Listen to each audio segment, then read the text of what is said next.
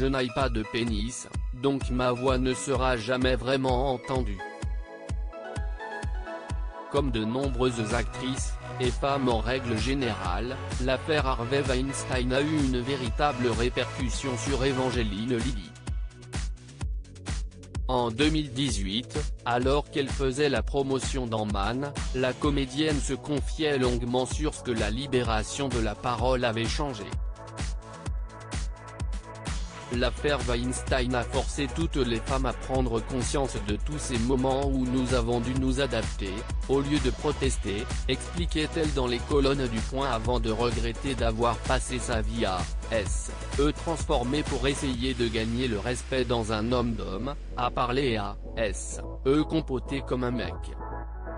Si Evangeline Lilly n'a jamais été abusée par Harvey Weinstein et n'a jamais été obligée de devoir coucher pour décrocher un rôle, elle a connu des traumatismes.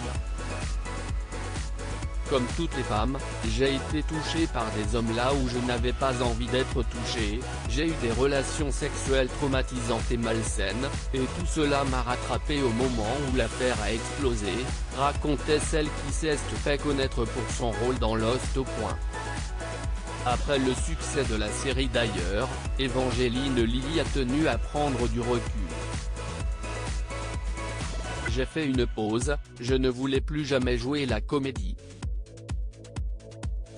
J'ai haï la célébrité, je n'avais pas aspiré à cela et surtout, moi qui suis d'un naturel heureux, je venais de passer 6 ans à faire une série où, 12 heures par jour, je passais mon temps à crier, être en colère, pleurer, fuir un monstre de fumée, faire sauter la maison de mon père, détaillait-elle avec agacement.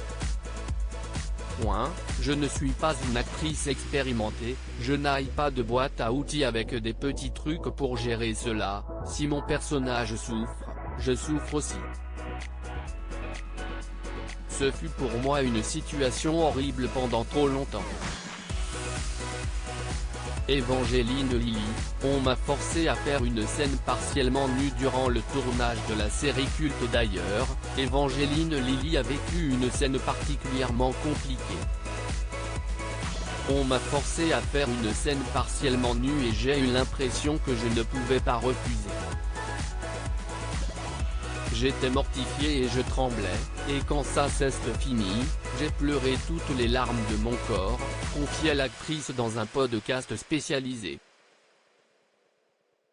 J'ai dû y retourner pour jouer une scène formidable mais très intense juste après.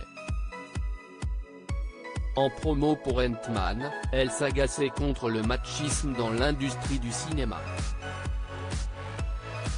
En fait, j'ai tout essayé pour gagner ce respect, être belle, cool, athlétique, garçon manqué, m'intéresser à leur centre d'intérêt parce qu'on me disait que ce qui était girly était idiot, encaisser les coups, intégrer une équipe de foot, testait-elle auprès du Point.